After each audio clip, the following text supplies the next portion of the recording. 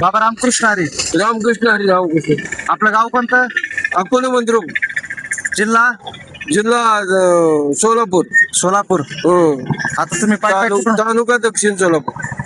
आता पाय पाय कुठून आले? पाय पाय आपलं ह्याच्यापासून. आळंदी. हा. दिंडीत कोणाचं आहे? दिंडीत 172 ढगेकर गुरुजी. ढगेकर गुरुजी. ढगेकर गुरुजी. किती वर्षापासून वारी करता? मी आता 11 वर्ष झाली. 11 वर्ष झाले. हो. बाबा आपलं वय किती बाबा? वय आता 76 आहे. 76 आहे. हो. वा वा वा. तुमचा वारीचा काहीतरी अनुभव सांगा थोडासा. वारीचा अनुभव बघा अवघात. पहिल्यांदा का नाही एवढं व्यवस्थित वाटतंय काय.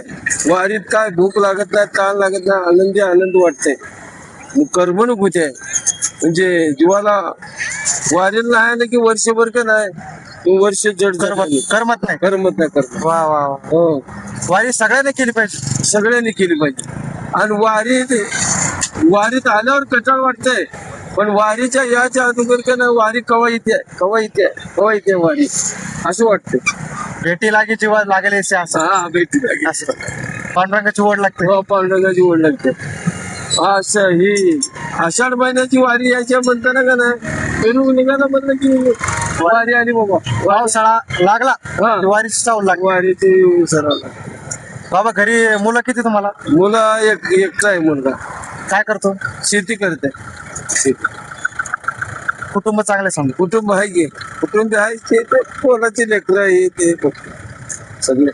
आता फक्त भगवंताची वारी हा करायची, भगवंताची वारी भक्ती करायची. भक्ती करायची. वारीला याचं पुन्हा वारी नसली की आपलं सप्त्याला हे विनायकाला जातो.